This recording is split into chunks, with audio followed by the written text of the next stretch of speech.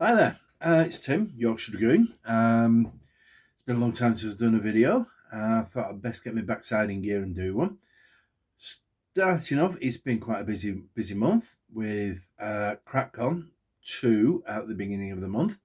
I was able to make it, thankfully. Met up with all the people who were there the previous year and also met up with a whole bunch of new people, increased numbers of tickets availability, which is a great thing for the guys and also for Boards and Swords who hosted the event. I played my first game of O Group with it was hosted by Alex Sutherland of Storm of Steel Wargaming with Chris Brown, who's the co-author and son of the author of the rules, and Andy Shaw. I think both of us were very pleased with how it went. It was a great start to learning a new game. I was very happy with it. So much so that I ordered the rules as soon as I got home on the Monday. On the way home from CrackCon, I called in at Warlord Games and bought myself a little something. There wasn't an awful lot that was really of any interest to me. And then on the Tuesday following CrackCon, a little parcel arrived, which I shall show later on in the video with an unboxing. So I'd just like to end it there and just say, look, thank you for being patient in waiting. I shall be doing another video very soon about a couple of new projects that I'm doing, and I look forward to seeing you then. So thank you very much, guys. And while I was at Boards and Swords for CrackCon, I picked up this Panhard armoured car. It's a Second World War version of the Panhard. I'm going to use that for a future project, of which more in the next video, I think. But to say it won't be a Second World War project. It's going to be more of a late 20th century one. So I will cover that later. I got home and I couldn't wait, so I actually built the armoured car, and you can see it here. It's a very easy build. There's a little bit of cleanup because it's a resin and metal set. The wheels, the gun, the machine gun, the turret, hatch for the commander itself, and a little piece under the rear here are all metal. The main body is resin. The main body of the turret is resin. Like I say, a little bit of cleanup, and it was already ready to glue together.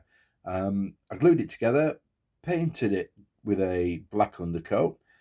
I'm not going to say anything too much about what I'm going to do with it for later, but the little commander that came with it was far too long. He was sat about this high up off the turret, so got the razor saw out and cut him down to size, literally.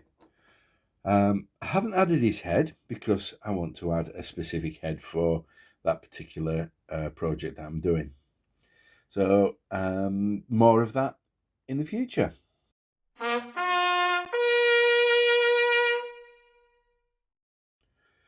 Right, as I mentioned earlier, I called in at Warlord Games on the way home, and the only thing I really sort of fancied was this little river scenery pack. It cost £20. Within that scenery pack, you get 12 pieces of straight river, which you can see here. And unfortunately, what happens is you get the pieces of MDF from Sarissa, and you get stickers showing the river sections on them. Now, I got 12 pieces of MDF, but only 11 stickers, so I'm a bit short of one piece of straight river. Not a problem. Don't mind too bit. You get 4 pieces of large bend and 4 pieces of small bend. I don't think it's too bad. I think for the sake of £20 and a little bit of marker pen along the edges where it doesn't quite match up with the MDF, I think we can cope with that. For what I need it for, I think that'd be fantastic. Like I said, £20 from Sarissa, who produced it for Warlord Games. Nice little piece.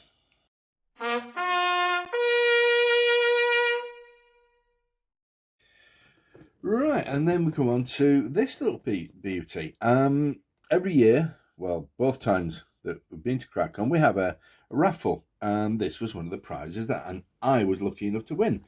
This was donated by Don Ayres, a chap over in the States, and who donated it as a thank you for the Plastic Kraken team for doing a Saga army for them to hold in their auction in the States on Adepticon Historical. Now, I got in touch with Don to say thank you for donating it and let him know I'd won the prize. Unfortunately, and this is from Don. Unfortunately, the local state laws forbade them having an auction without a license.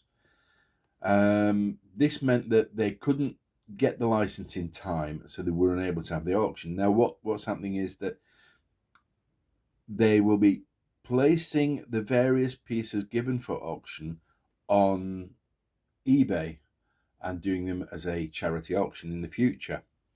I believe the proceeds of the auction go to the American Battlefields Trust, which preserves battlefields of America.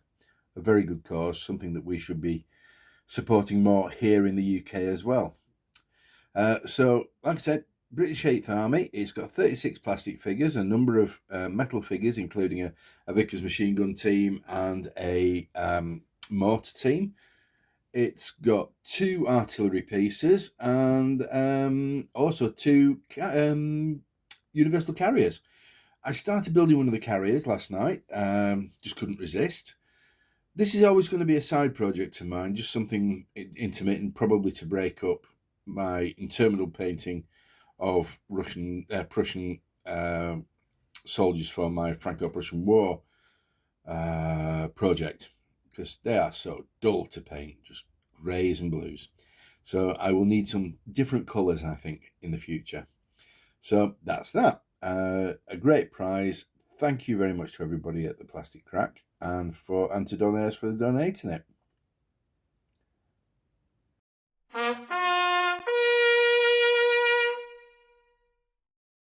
And so we come to something that I've not done before, which is an unboxing, although this is an unpackaging. As I mentioned earlier, I'm doing a Franco-Prussian War army, doing both the French and Prussians, the interminable Prussians. And this project started with a starter army from Eagles of Empire, who produced some beautiful figures. I blame Dom at Boots on the Table for this. He got the starter pack, and then it just looked so good. I could not resist. I've been doing them for must be a good 6 months, because it does take a while for me to paint. I'm very slow at painting. At the moment, I am on, so far, these are my last of the 4 French that I originally bought. They are the last ones, and I thought, get cracking on with the Prussians. Then those evil people at Eagles of Empire released the new Force Mobile, French Force Mobile, which looked so good, I just could not resist. So I went online and I spent some money. Not cheap.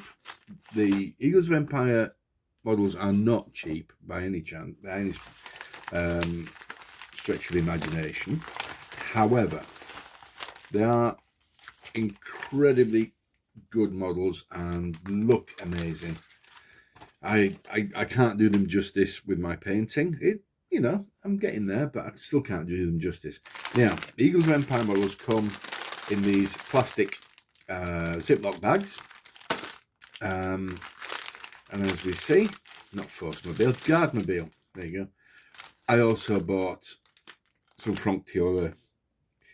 Just a little bit about the various, these two units. The Franck Tireur were local-based militia raised in a form of defense of a local area, a village or a town. The Guard-mobile were raised in the larger cities, again, as a militia, slightly better equipped than the Franck Tireur. The Franck Tireurs worked almost as guerrilla warfare specialists, working in the local areas, knowing the best areas to attack the Prussians, knowing the best areas to defend from, etc., etc. The Guard-mobile were raised to defend the various cities, such as Paris and what have you, and were generally more, a militia-type army. But still, wonderful figures. So, we'll have a look at the Franck Tireur first. The Franck Tireur were issued with all kinds of uniform and all kinds of arms, whatever was available in the area, whatever they could get their hands on. So inside the box we have, inside the bag we have the card that you use if you are playing with the Eagles of Empire's system of gaming. It contains all the information about the units, which I don't intend to go into because I'm not sure I'm going to be using their rules. You have a nice face card here with a little bit of artwork showing the uniforms. On the back there, it has a little bit of information about the Franck Tireur and also a copy of the information on the previous card. So, onto the figures themselves. You get 16 figures in a pack, which makes 2 squads, because the Eagles of Empire rules say that 7 soldiers make a squad. So you get those plus officers, or an officer, and an NCO.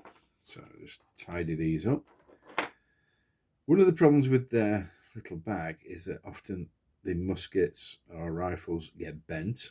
In fact, I've had one pack where the rifle got totally destroyed. It came off, so I haven't been able to use him. So we have, as we're saying, the various figures. These are in various poses. The Eagles of Empire pride themselves on not repeating poses within a pack, and including, I don't know if you can really see this really very well, but they don't, although they look similar, they aren't. Oops. Fat fingers, unfortunately, and very small bases. They look great as normal. They'll need a bit of cleanup. Not an awful lot by the look of it. Give them a wash in the warm soapy water. Make sure there's no release agents still left on them, and get those primed as soon as I can. Once again, procrastinating, trying to avoid doing those Prussians. But these are the Franck Tireur. These are going to be acting as skirmishers and irregular troops at the moment. So we're just looking at, let's have a look at this. Let's see, we've got, I'm thinking of basing them as per sharp practice. So as irregular troops, they can either be in 10s or as skirmish troops, they can be in 6s with an officer. So we've got a couple of those, a couple of units, plus an officer, plus 3 spares, which is it's okay. I don't mind. Those will be used elsewhere, possibly with the Guard-mobile. Who knows? So I think we'll leave it at that with these chaps. I'll put these over here. yeah, I'm very excited by the.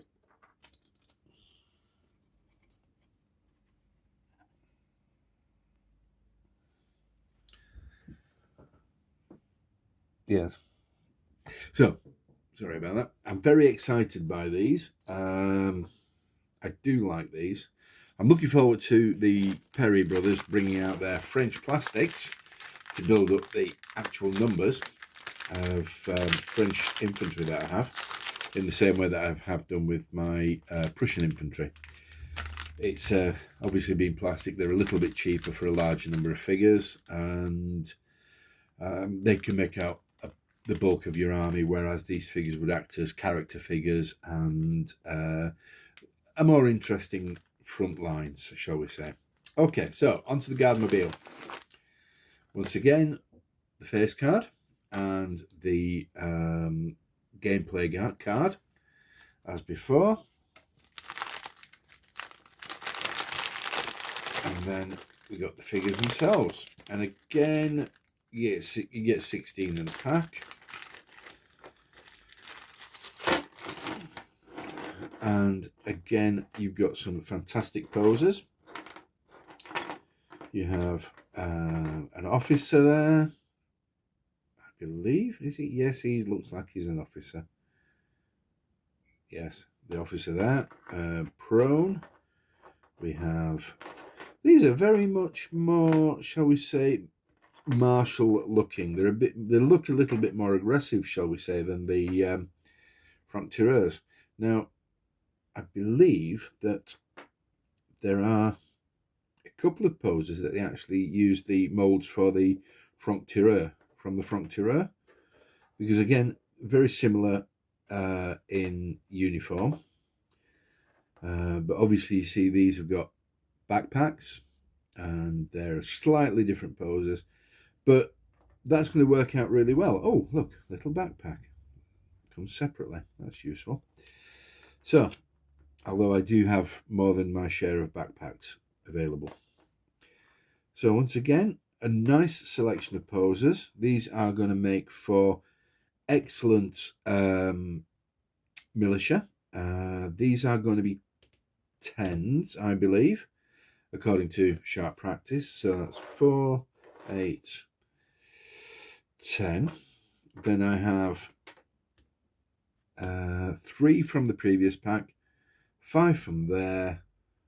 I don't think that's too bad. I think we're all right. I think we're going to have a couple of nice. We'll probably get 3 units out of this.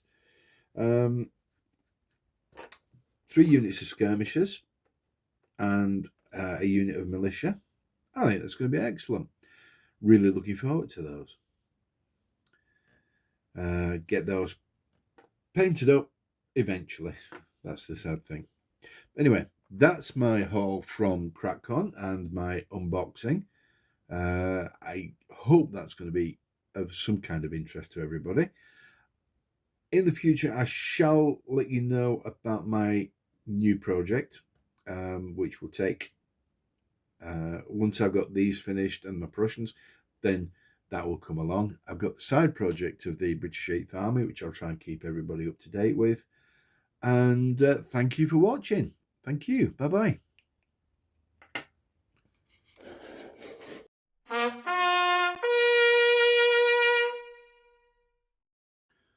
Okay, so there you have it. That's what happened this month in May and into June. As I mentioned earlier, I've got a couple of projects that I will talk to you about in the next video.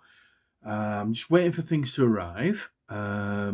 Continuing with the Franco-Prussian War stuff. I've got some more figures painted and bought especially from the ones that you just saw. I shall be continuing on that because there may possibly be a Franco-Prussian War battle at CrackCon 3.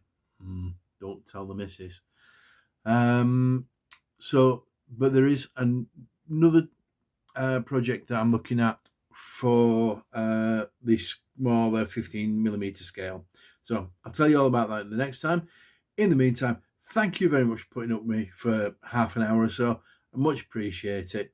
Thanks very much. Bye-bye.